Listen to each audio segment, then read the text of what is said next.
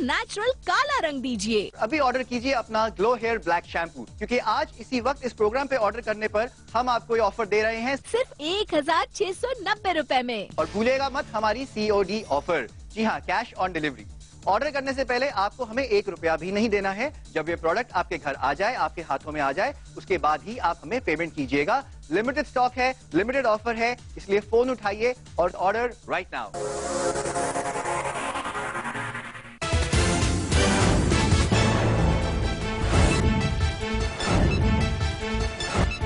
रोहित वेमुला के परिवार ने स्मृति ईरानी पर संसद में झूठ बोलने का लगाया आरोप। राज्यसभा में मायावती का भी वार बोली, क्या स्मृति पूरा करेंगी सिर काटकर देने का वादा। महिषासुर मामले पर राज्यसभा में हंगामा, स्मृति ईरानी की माफी पर अड़ा विपक्ष। स्मृति का इनकार, कहा सच को सामने लाने के लिए पढ़ा JNU का पर्चा।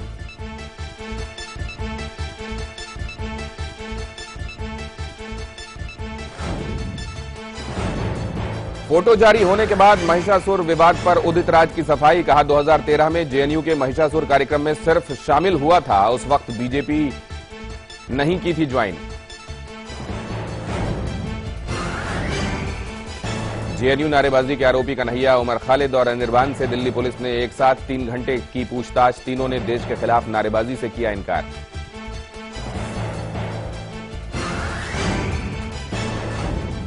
पटियाला हाउस कोर्ट मारपीट केस की SIT जांच की मांग पर सुप्रीम कोर्ट ने दिल्ली केंद्र और दिल्ली पुलिस से 1 हफ्ते में मांगा जवाब। तीनों आरोपी वकीलों को अवमानना का नोटिस। मुरथल हाईवे पर गैंगरेप के आरोपों की जांच DGP की देखरेख में शुरू। हाईवे के पास मिले महिलाओं के फटे कपड़े। हाईकोर्ट 29 फरवरी तक हाईकोर्ट ने मांगी स्टेटस रिपोर्ट।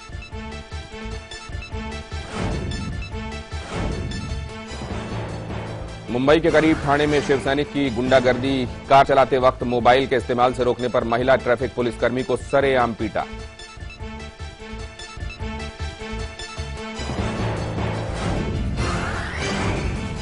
वित्त मंत्री अरुण जेटली ने संसद में पेश किया आर्थिक सर्वेक्षण 2016-17 में विकास दर 7 से 7.5% रहने का अनुमान। विपक्ष का सवाल, कैसे और कहां से आए आंकड़े।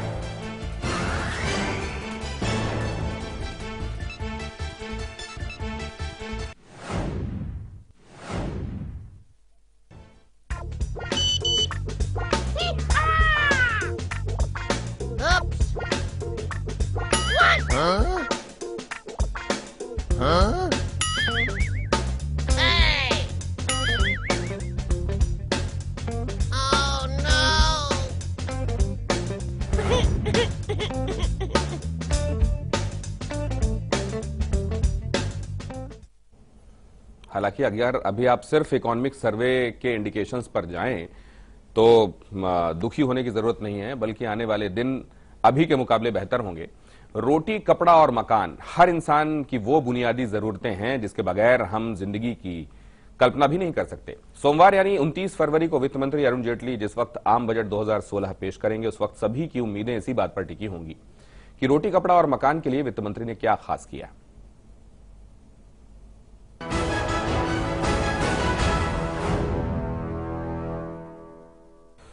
बजट 2016-17 नरेंद्र मोदी सरकार का वो इम्तिहान जिस पर सभी की निगाहें हैं। वित्त मंत्री अरुण जेटली जिस वक्त आम बजट पेश करेंगे, उसके फौरन बाद मोदी सरकार पर सवाल और जवाब की बौछार होनी तय है, क्योंकि अब भी मोदी सरकार से अच्छे दिनों की उम्मीदें बस उम्मीदें ही बनी हुई हैं।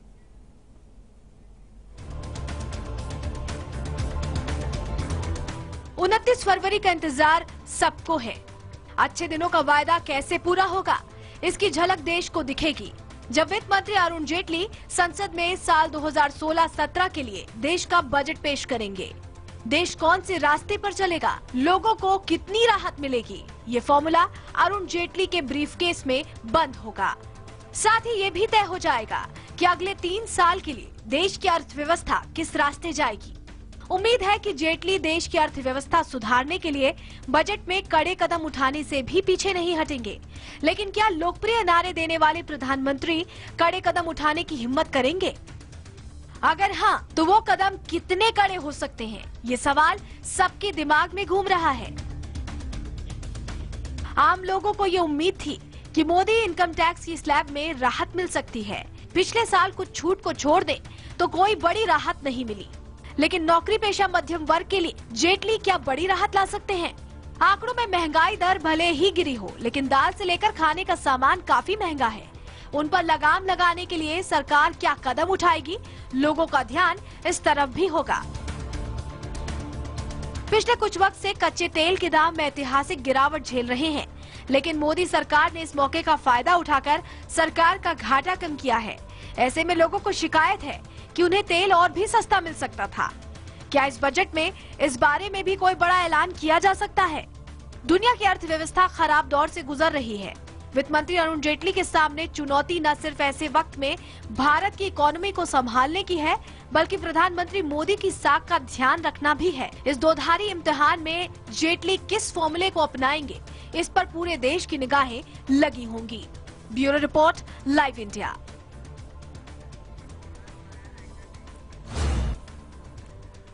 तो सोमवार को पेश होने जा रहे आम बजट 2016 से लोग क्या अपेक्षाएं रख सकते हैं? क्या उनकी जिंदगी से जुड़े हुए मसलों पर उनको राहत मिलेगी? रोटी, कपड़ा, मकान, क्या इसमें उनकी जो मुश्किलें हैं उसमें कुछ सहूलियतें सरकार की तरफ से दी जाएंगी? जेटली के बजट से आम जनता को कहां कहां राहत मिल सकती है? मोदी सरकार ने आने से पहले अच्छे दिनों का वादा किया था, क्या अच्छे दिनों की झलक यहां से मिलनी शुरू हो जाएगी? क्योंकि लोग ये कह रहे हैं कि अभी तक तो जो दिन उन्होंने देखे उनको वो अच्छे दिन के तौर पर वो नहीं मानते जिसका तसव्वुर उन्होंने किया था। हमारे साथ यहाँ स्टूडियो में इस पर चर्चा के लिए मौजूद हैं प्रोफेसर मनोज पंत, जवाहरलाल नेहरू यूनिवर्सिटी में इकोनॉमिक्स के प्रोफेसर हैं। बहुत स्वागत है आपका। हालांकि आपकी यूनिवर्सिटी तो अभी तमाम दूसरी वजहों से ज्यादा चर्चा में है प्रोफेसर पंत, लेकिन आज ये जो इकोनॉमिक सर्वे आया, इसके बहुत सारे आंकड़ों को लेकर विपक्ष ये कह रहा है कि आंकड़े आए कहां से। हालांकि ये पहली बार नहीं है जब इकोनॉमिक सर्वे ने कोई प्रोजेक्शंस दिए हों और उसको लेकर ये बातें हो रही हों, लेकिन देश के पास इन पर एतबार करने के अलावा और क्या चाह रहा है? देखिए, ऐसा होता है, अगर खाली इकोनॉमिक सर्वे पे आप किसी भी गवर्नमेंट हो, चाहे इनकी हो या उसी पे अगर लगे रहेंगे तो उसमें मुश्किल ये होगी कि इकोनॉमिक सर्वे कुछ टाइम पहले बनता है और हर साल की प्रोजेक्शन होती है। अब ये 7 से 7.5% प्रोजेक्शन बहुत टाइम से चल रही है। अब 7 से 7.5 हो ना हो ये एक्चुअली हम पे निर्भर नहीं है, क्योंकि 7 से 7.5 इस पे डिपेंड करता है कि दुनिया में क्या हो। दुनिया में क्या हो? 50% जो हमारा जो खरीदते हैं हम, वो या तो आयात होता है, निर्यात होता है। अब आपको पता है कि निर्यात तो पिछले 13 महीने से नीचे जा रहा है। जब निर्यात कम होता है तो आयात भी कम होता है। तो 50% की जो संख्या है वो अगर कम होगी तो वो कहाँ से मेकअप होगी? अब ये बजट का इंडिकेशन ज्यादा है। मैं इकोनॉमिक सर्वे उसको आप सोचिए more like a history than a projection. And उसमें एक ही चीज है कि वो जो प्रोजेक्शन जो देते हैं उसको फाइनेंस मिनिस्टर यूज करता है बजट में। सो ज्यादा इंटरेस्टिंग ये है कि आगे बजट में क्या होने। तो आपको ये लग रहा है कि जहां से सरकार ने टेक ओवर किया, ये समझ लीजिए कि जब 6.6 के आसपास की बात थी, वहां से अब ये जो प्रोजेक्शन आगे 7.6 के लिए दिख रहा है, जाहिर है इकोनॉमिक सर्वे का ये तो महत्व है ही कि वो आपको बेशक कुछ दिनों पहले के हिसाब से दिखाता है, लेकिन एक प्रोजेक्शन की झलक तो दिखा ही देता है। क्या हम आगे आने वाले दिनों में बेहतर दिनों की तरफ बढ़ रहे हैं, या जिन राइडर्स के साथ इकोनॉमिक सर्वे में ये बातें कही गई हैं, मसलन ये कहा गया है कि आने वाले दिनों में क्रूड का क्या होता है ये नहीं मालूम है, आने वाले दिनों में ये ग्लोबल इकोनॉमी जो पहले ही स्लंप और स्लैकनिंग की तरफ जा रही है, ये किस तरफ जाएगी अभी मालूम नहीं। ये राइडर्स अहम है या ये फिगर अहम है? नहीं, राइडर बहुत अहम है। इसमें दो चीजें हैं कि एक नहीं, पहला राइडर इतनी बड़ी प्रॉब्लम नहीं है, क्रूड। अगले 2 साल तक क्रूड में कुछ नहीं होना है।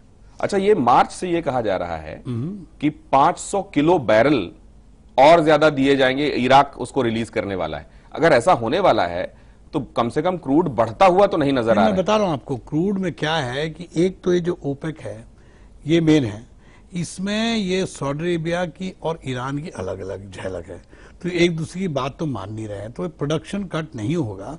और इस समय ग्लट बहुत है मार्केट में, तो इसलिए क्रूड की कीमत मेरे ख्याल से 30 और 35 के बीच में अगर रख लें तो वो बहुत बड़ी बात है। तो अगले 2 साल से जो क्रूड का फायदा कैसे आता है गवर्नमेंट को?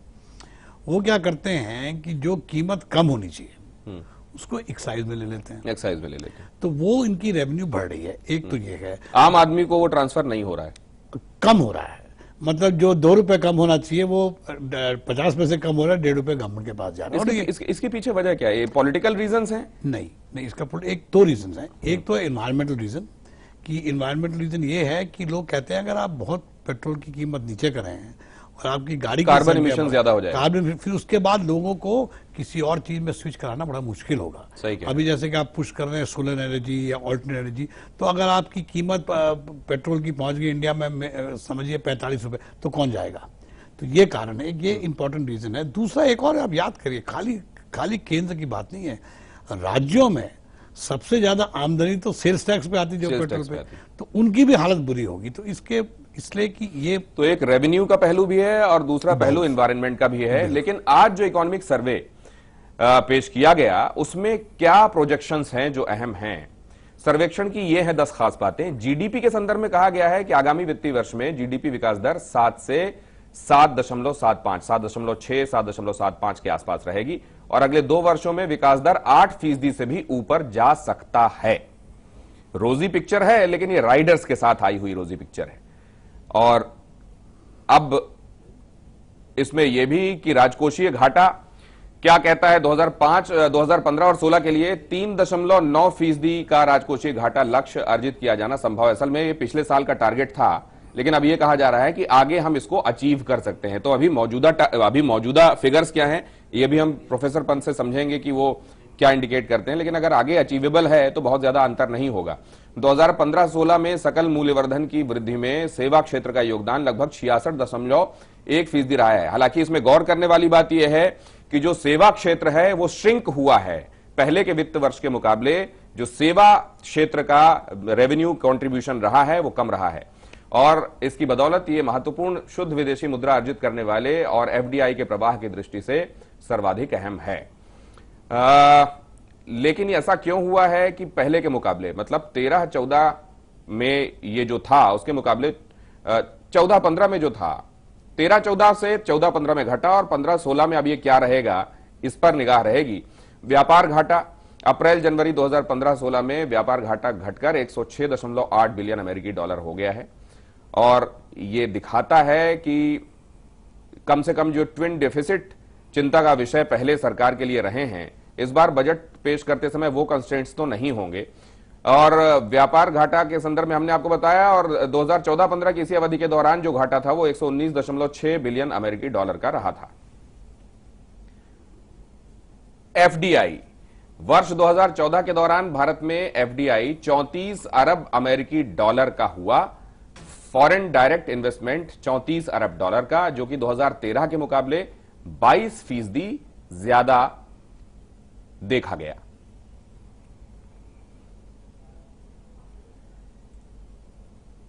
पर्यटन, भारत का जो पर्यटन विकास वर्ष 2015 में विदेशी पर्यटन आगमन के लिहाज से यह घटकर 4.5% हुआ है और विदेशी मुद्रा में इस हिसाब से जाहिर है घटोतरी हुई है 2.8% की, जो वर्ष 2014 में 10.2% और रेवेन्यू के लिहाज से 9.7। सर ये आंकड़े क्या हैं? ये थोड़ा सा ये मेरे लिए ये नए टर्म्स हैं तो मैं आपसे समझूंगा और इसीलिए मैं इसको एक्सप्लेन करने में भी कहीं लड़खड़ा रहा था। लेकिन उससे पहले कृषि क्षेत्र में व्यापक बदलाव की जरूरत पर जोर दिया गया है। जाहिर है बहुत बड़ा चिंता का विषय है। कंसेक्यूटिव ड्राई स्पेल झेलता हुआ, बेमौसम बारिश और ओलावृष्टि की मार झेलता हुआ किसान, उसके अलावा पेस्ट्स जो अटैक कर रहे हैं, कीड़े अटैक कर रहे हैं फसलों पर, मतलब कई सारी मारें इकट्ठी पड़ गई हैं किसान के ऊपर और लिहाजा इस पर ध्यान देने की जरूरत है। मीडिया और मनोरंजन सेवाएं, इस क्षेत्र में 2 दशकों में अप्रत्याशित वृद्धि दर्ज की गई है। बहरहाल हमने जो मुख्य बातें हैं वो आपको पहले दिखा दी, ये भी कम बातें नहीं है जो आगे आप देख रहे हैं, लेकिन हम इस बीच चर्चा को आगे बढ़ा सकते हैं। Sir, what are the points significant as per you? देखिए इसमें क्या है, एक तो आप देखिए जो ग्रोथ रेट है। हाँ। अब ये फर्स्ट एक आपने शुरू किया फिस्कल डेफिसिट से, वो जो 3.9%, जी जी, एक्चुअली 3.9% तो काफी अचीवेबल है। एक्चुअली एम है 3.5%। हाँ, एंड अब 3.5% वो अचीव कर पाते हैं। ये सर 3.5 कब के लिए एम है? क्योंकि अभी निकट भविष्य में तो ये 3.9 बता रहे हैं। एक्सपेक्टेड ओरिजिनल ऐसा होता है कि ये फिस्कल डेफिसिट, तो ये 3.5 कब तक ले जाएंगे? ये इनको नहीं, देखिए ओरिजिनल जो प्लान था जो होता है 3-4 साल पहले कि हर साल हम उसको कम करते जाएंगे। वैसे अगर आप प्लान्ड एक्सपेंडिचर अपने कम कर देंगे हाँ। तो ये बहुत जल्दी कर्व हो जाएगा।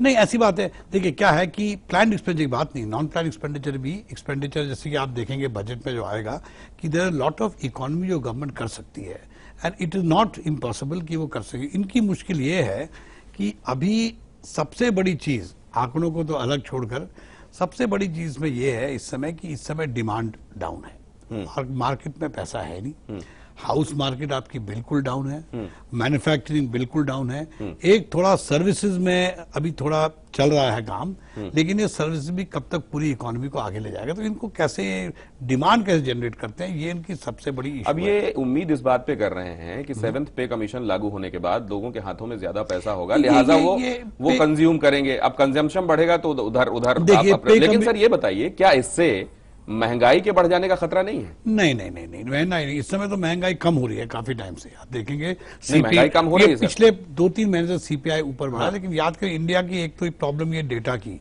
ये डेटा बड़ा गलत देते हैं, ये ईयर टू ईयर देते हैं, ये नहीं बताते पिछले 6 महीने से क्या हो रहा है, लेकिन कीमतें कम हो रही है। खाली खुद फूड जो आइटम्स हैं, जो फूड आइटम्स हैं उनकी कीमत कम नहीं हो रही है और वो अभी होगी भी नहीं।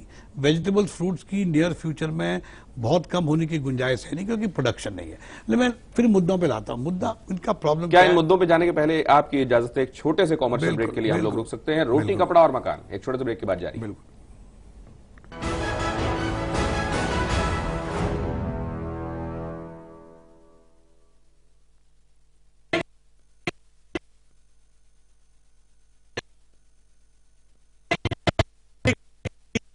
अंग फड़का MDH की देगी Miraj cream and face wash, इसमें है 12 खास आयुर्वेदिक जड़ी बूटियों का संतुलित मिश्रण। ये कोई कॉस्मेटिक नहीं, आयुर्वेदिक औषधि है। दीमक पालने का शौक है?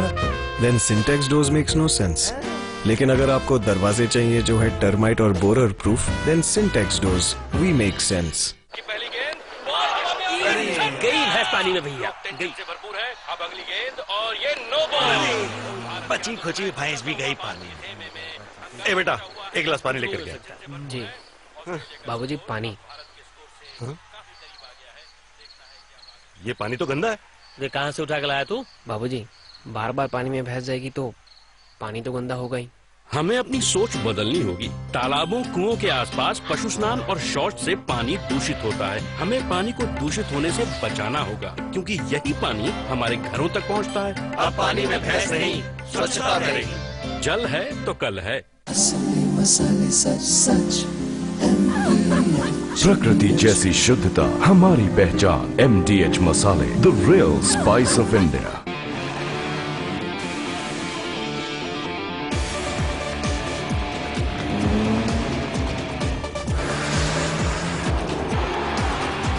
Tata Motors T1 Prima Truck Racing goes to the next level. Season 3, March 20th, Buddh Circuit.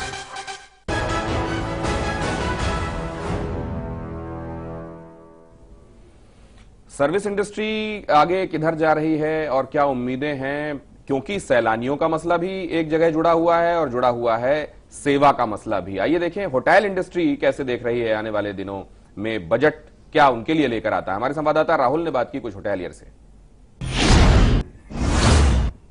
इस वक्त हॉस्पिटैलिटी सेक्टर की क्या डिमांडें हैं वो जानने के लिए हम एक मुंबई के शीशा होटल में आए हुए हैं और यहाँ पर मेरे साथ तमाम मेहमान हैं जो कि जायके का लुत्फ ले रहे हैं और जायके के लुत्फ के साथ इनकी वित्त मंत्री जी से क्या क्या डिमांडें हैं हम ये जानने की कोशिश करेंगे। मैम, आपसे जानने की कोशिश करेंगे कि क्या डिमांड है आपकी। सबसे पहले कोई भी customer when walks out of the house wants to उनको एक लजीज खाने की इच्छा होती है और एक पीसफुल लोकेशन चाहिए। सो सबसे पहले हम वो देखते हैं और आखिर में जब एक when we see the cost factor which everybody wants to look at is the bill which comes at the table and they want to smile when the bill comes at the table. So I think वो smile बहुत important है और वो smile सिर्फ government दे सकती है। And as of now I feel that 14.5% and whatever the new Swachh Bharat tax and so on is coming, I think it's pinching everybody. हम लोग खाने पे ज़्यादा मार्जिन, पहले 30% मार्जिन था, अभी 20% मार्जिन आ गया। उससे में हम लोगों को लाइट बिल भी निकालना पड़ता है, भाड़ा भी निकालना पड़ता है, तुम्हारा सैलरी भी निकालना पड़ता है, फिर ग्रोसरी का भी सारा जो सामान रॉ मटेरियल आता है उसका भी निकालना पड़ता है, तो उतना हम लोगों को बच नहीं पाता। यानी कि दिक्कतों का बहुत ज़्यादा सामना करना पड़ता है, चाहे वो हॉस्पिटैलिटी इंडस्ट्री हो या फिर दूसरी कोई इंडस्ट्री हो। बस यही वित्त मंत्री से एक ही उम्मीद लगाए बैठे हैं कि महंगाई जो है वो कम हो, कहीं ना कहीं जो टैक्सेशन का जो बोझ है वो कम हो। ऐसे में सोमवार को ये पता चल जाएगा कि आखिरकार वित्त मंत्री जी उम्मीदों पर खरा उतरे हैं या फिर वही जो झुंझुना जिस तरह से पकड़ा दिया जाता है लोगों को, एक बार क्या उनके हाथ में फिर से वही झुंझुना आने वाला है क्या। कैमरामैन नितेश के साथ राहुल देव शर्मा, लाइव इंडिया, मुंबई। लेकिन बहुत सारी बातें ऐसी हैं कि जो अच्छे दिनों के आगे के संदर्भ में पहले से ही रिफॉर्म के सिलसिले में शुरू की जा चुकी हैं और उनमें से एक सेवा कर भी है। अब सर ये पिछले साल हमने बढ़ा हुआ देख लिया, अब नहीं लगता है कि इस साल वो इसको टच करेंगे? नहीं, ऐसा है कि पिछले साल क्या होता है, हर एक बजट में जो पॉलिटिकली डिफिकल्ट चीज होती है ना उसको बजट से पहले कर लेते हैं, क्योंकि exactly, अब ये रेल बजट में भी अब उन्होंने कहा कि हमने कुछ नहीं बढ़ाया। अरे महाराज, उससे पहले इतना बढ़ा लिया कि ऐसा होता है। ये ट्रिक है, उनको पता है कि मीडिया सब तैयार है बजट के टाइम, तो बजट में मत अनाउंसमेंट करो। But one thing I will tell you, ये सर्टनली इस समय बजट में बैंक करेंगे, एंड दैट इज की increase revenue from service tax, that is certain. कुछ तो इनको मिलेगा, नेट बढ़ाएंगे, नेट बढ़ाएंगे। वो क्या करेंगे, ये हमेशा करते हैं शुरू से कि उसको रैशनलाइज करते हैं। रैशनलाइज का मतलब क्या होता है कि अभी तक ये सर्विस एग्जाम्प्ट थी, अब इन पे भी हल्का हल्का एटलीस्ट मिनिमम लगाया जाए। नेगेटिव लिस्ट मतलब कम होगी, कम होती रही वो दैट इज ऑलमोस्ट सर्टन। अब पॉलिटिकली किस पे करे किस पे ना करे, will find out in the budget, ये भी जरूरी है। फॉर एग्जांपल लॉयर में अभी जब लॉयर ने कुछ ज्यादा मारपीट की थी जेएनयू के केस में, तो पता मेरे ख्याल से सबसे पहले तो लॉयर्स पे बढ़ाना चाहिए। लेकिन वो खुद भी एक लॉयर रहे हैं लेकिन वो फ्रेटर्निटी को हो सकता है वो मेरा अपना व्यू है। लेकिन point is that lot of जो प्रोफेशनल्स हैं उन पे टैक्स नहीं है, उस पर वो क्या करते हैं बहुत जरूरी है। एक और चीज याद करेगा, अभी इस पे इतना विस्तार पे बात नहीं कर सकते हैं कि 14th फाइनेंस कमीशन का अवार्ड भी इंप्लीमेंट हो रहा है। तो 14th फाइनेंस कमीशन के बाद इस बजट में इतना नहीं होगा, नेक्स्ट बजट में ज्यादा फर्क पड़ेगा। सेंटर के पास पैसा भी कम रहेगा ज्यादातर। अब over to you, over to the states, मतलब 2017 से आप स्टेट का बजट कवर करिए, central budget not so interesting. So I believe he will certainly rationalise tax, but he will not increase. ये कभी नहीं हुआ है कि आपने पहले बढ़ा दिया और फिर बढ़ा दिया सर्विस टैक्स, तब तो इनको लेने के देने पड़ेंगे। So I am certain service tax will not increase. अब ये करेंगे क्या सर? ये एक तरफ तो ये चैलेंजेस हैं कि इनको अपना रेवेन्यू बढ़ाना है। मैं आपको बताऊं क्या करेंगे। एक चीज तो इनको एक्सपेंडिचर बढ़ानी बहुत जरूरी है, एंड प्राइवेट सेक्टर में नहीं बढ़नी है, चाहे हॉस्पिटैलिटी को देखिए आप, किसी भी सेक्टर वहां पर नहीं है। तो एक इनको सबसे useful way is infrastructure. Sir जितनी मेरी समझ है, अगर आप पब्लिक एक्सपेंडिचर बढ़ाएंगे तो आपको अपने कम से कम जो आपके डेफिसिट फिगर्स हैं उनसे फिर अपना मोह हटाना पड़ेगा। नहीं, ऐसी बात नहीं, दैट्स नॉट ट्रू, क्योंकि they can borrow from the public. सबसे जैसे कि आपको याद होगा पिछले बजट में भी अनाउंस किया था कि वो इंफ्रास्ट्रक्चर बॉन्ड्स जो उसका इन्वेस्टमेंट नॉन टैक्सेबल नहीं होता है, उसकी इंटरेस्ट नॉन टैक्सेबल होती है।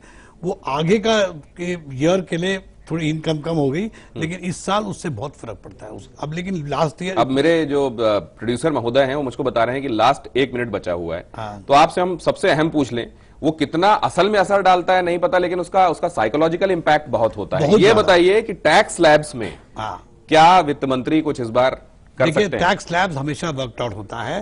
अगर वो 2.5 का 3 कर दें, उसमें कोई बड़ी बात नहीं है, कोई रेवेन्यू लॉस नहीं है उसमें।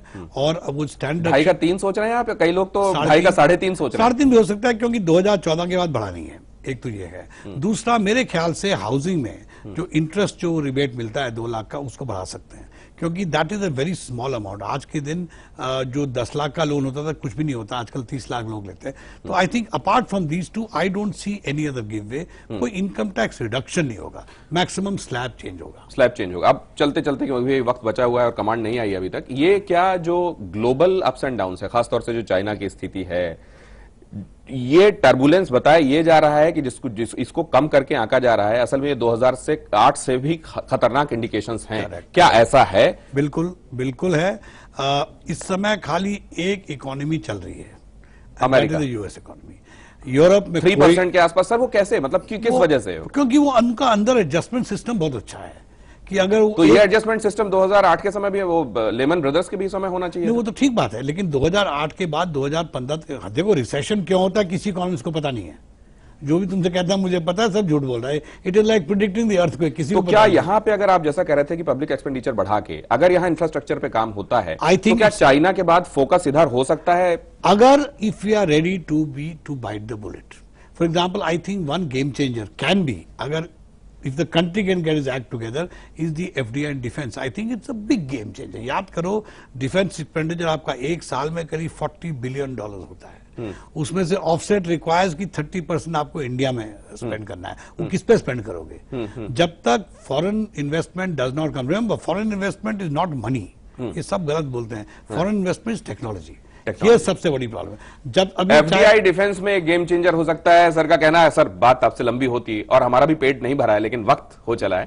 और कुल मिला के लब्बो लुआब ये सार संक्षेप और सरलीकृत बात ये कि आने वाले दिन अच्छे तो दिखाए जा रहे हैं, कम से कम इकोनॉमिक सर्वे में, और वित्त मंत्री भी जाहिर है कुछ ऐसा ही कहते हुए बजट में दिखाई देंगे। लेकिन बहुत कुछ मुनहसर इस बात पर है कि बाकी की दुनिया में अर्थशास्त्र अभी किधर जाता हुआ दिखाई देता है। बहुत धन्यवाद प्रोफेसर पंत हमारे साथ जुड़ने के लिए। एक छोटे से ब्रेक के लिए रुकेंगे।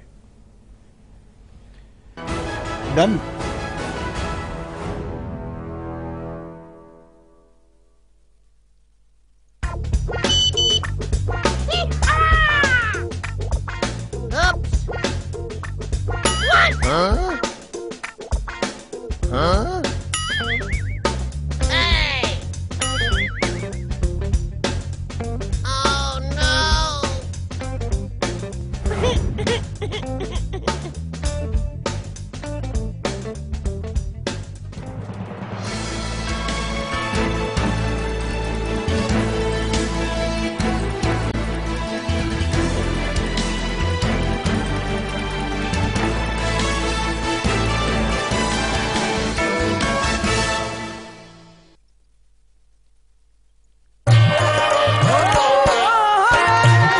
हमारे संस्कार, हमारी पहचान।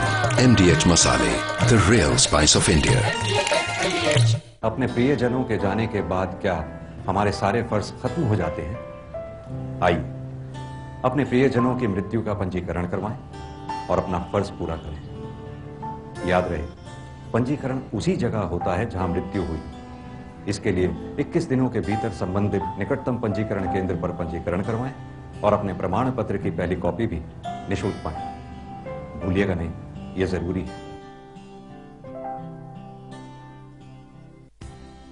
किसान construction and development multi state cooperative society limited Bharat के राज्यों में सभी शहरों के आसपास 50 किलोमीटर तक 50 से 100 एकड़ जमीन खरीदनी है।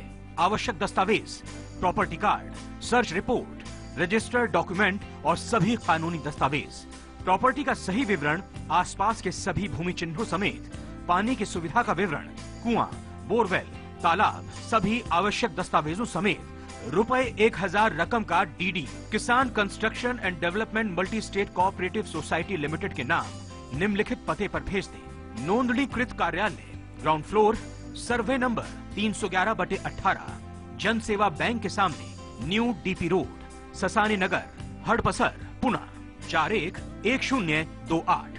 Email KISANCOOP@gmail.com। गरम मसाला, पाव भाजिया, चंकी चाट मसाला, असली मसाले सच सच। MDH।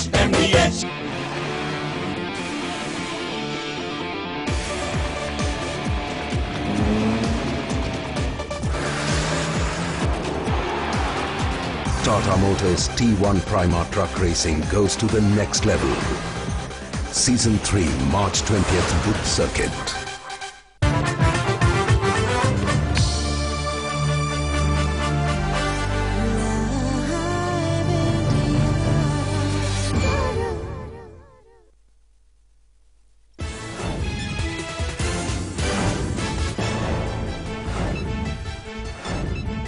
रोहित वेमुला के परिवार ने स्मृति ईरानी पर संसद में झूठ बोलने का लगाया आरोप।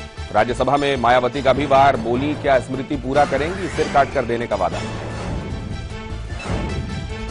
महिषासुर मामले पर राज्यसभा में हंगामा, स्मृति ईरानी की माफी पर अड़ा विपक्ष, स्मृति का इनकार, कहा सच को सामने लाने के लिए पढ़ा था जेएनयू का पर्चा।